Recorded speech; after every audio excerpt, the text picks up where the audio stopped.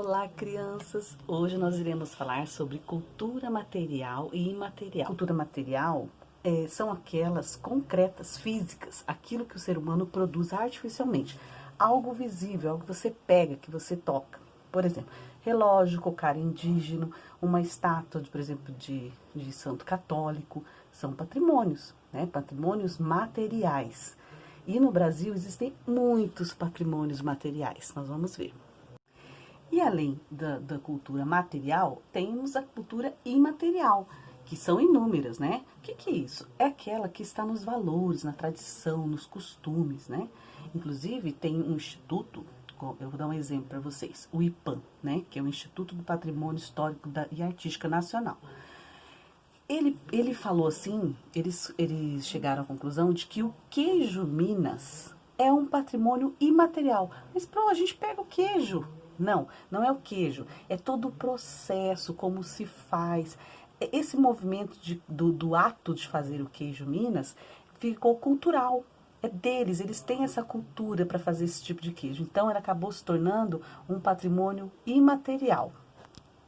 Nós também não podemos esquecer da cultura natural, porque quando a gente fala de material e imaterial, é algo que foi construído pelo homem, né?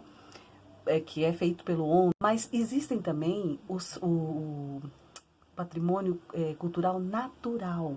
Por exemplo, lindas cachoeiras, reservas. Então, existem lugares que eles são protegidos e não foi feito pelo homem, são naturais. E vamos falar agora do patrimônio histórico. Quando a gente fala em patrimônio histórico, o que pode ser? É todo tipo de cultura que é reconhecido com um dado grau de importância. É aquilo que é reconhecido como uma identidade, que forma um grupo social. Então, pensando em patrimônio cultural, estamos pensando naquilo que faz sentido num grupo social ou numa sociedade completa. Por exemplo, quando você vê aquelas lindas igrejas, né, são patrimônios materiais, patrimônios culturais e alguns mundiais, reconhecidos mundialmente. O cristianismo é uma religião no Brasil. É dominante? Sim.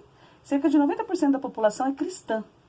Então, faz parte do patrimônio igrejas antigas, do período colonial, da época que o Brasil que era colônia ainda, tá? Então, é um patrimônio material. As igrejas, elas foram reconhecidas e tombadas. Por quê? Porque ressaltam um grau de importância para um grupo social. Então, no Brasil, nós temos vários patrimônios materiais e imateriais, naturais e artificiais, tá? Alguns órgãos que eles são muito importantes, principalmente para o nosso país, porque eles ajudam a cuidar desse patrimônio, como a ONU, a Unesco, tá? E esse outro IPAN que o falou. Então, se não fosse eles também querem que isso permaneça por muito tempo. Então, eles ajudam o país a conservar. Então, eles são tombados, eles são mundialmente cuidados, não só pelo nosso país, não, por outros também. Um exemplo de patrimônio material são essas cidades históricas que tem no nosso país, tá? Por exemplo, Ouro Preto, tá?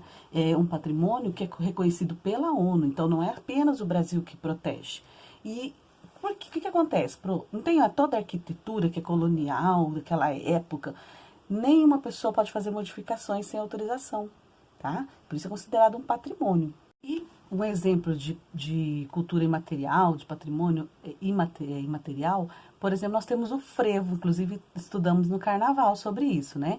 Lá, o frevo de Pernambuco é uma manifestação brasileira, que veio de outros países, misturou religião, aspectos de dança, é reconhecido como patrimônio imaterial. Como assim? Não é só um CD, é a música, a dança, toda essa cultura que faz parte. Então, ela tornou-se um patrimônio imaterial, tá? Sabe a festa Bumba Meu Boi, que todo mundo fala? Então, é um festival fora da época do carnaval. Ele reúne mais ou menos 500 mil pessoas todos os anos. Então, é uma mistura de folclore, né, do Brasil com esse festival. E ele é considerado o maior festival do mundo, tá? E é um patrimônio imaterial do Brasil.